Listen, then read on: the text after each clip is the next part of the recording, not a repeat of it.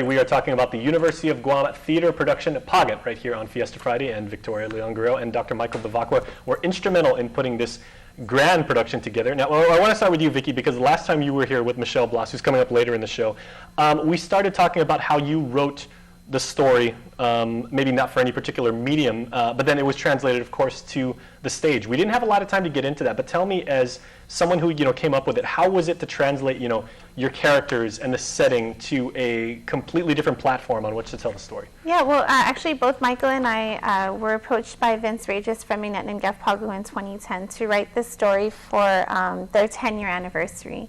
And so at the time, a lot of the story was transitioned between the dances. And so when we were approached again to do the play for the theater, we had to really re-envision, okay, now how do we take the story and then the dances kind of bring out the story. So it gave us a lot. It was different in that the characters really had to be the central part of the story. And so that was really exciting in the second rewrite, is that we were able to choose 4 modern characters, and like they really became themselves. And we, both of us, having worked a lot with teenagers and young adults as educators, we hear a lot of these struggles in our young adults, and we really wanted to bring that out with these 4 characters. So they all represent sort of a unique experience as a young Chamorro, trying to figure out, okay, who am I and where am I going, and then kind of how does my culture like play into that. Mm-hmm. So that was a big part of this writing process. And Mike, how have you felt about, maybe, I want to say liberating, if that's the right term, about how to express, this type of documenting of the Chamorro history, like for the stage? Oh, well, I think before it was fine. It was just another way of sort of getting your message out there. But after the play finished and the response was so tremendous, yeah. That for the last 3 showings, probably more than 100 people were turned away. People were lining up 2 hours ahead of time to get tickets to make sure that they got in. Outstanding. And so with that response now, I sort of realized that actually this may be a very interesting way to sort of educate and enlighten and put ideas out there. And so, because, this was sort of like the first play that I think either of us had ever really written. Mm-hmm. And so it was just I know that for us we talked a lot, and it was just, this is how, there's these conversations we want people to have. There's these ideas we would like people to reflect upon, and so we do it in different ways in our work, but then let's just try it out in a play and see how it'll be.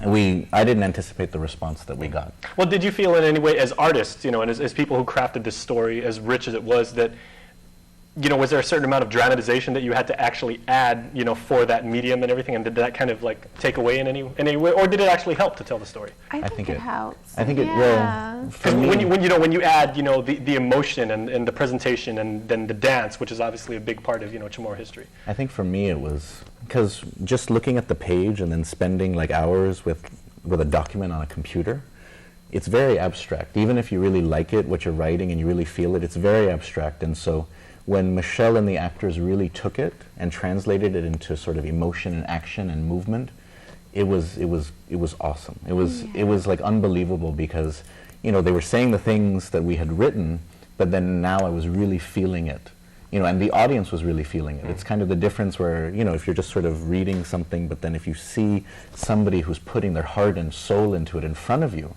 it affects you so much more. Like, and so you could really see the audience reacting to the characters, because some of the audience really hated some of the characters. Some of the audience were really cheering for some of the characters. They were crying with the characters.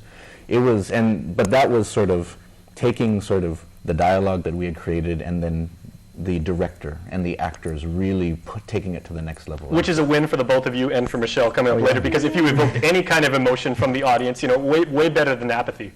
That's a fate worse than death. I mean, if they felt something and they were compelled to act out or everything, that means you got them and that you did an effective job.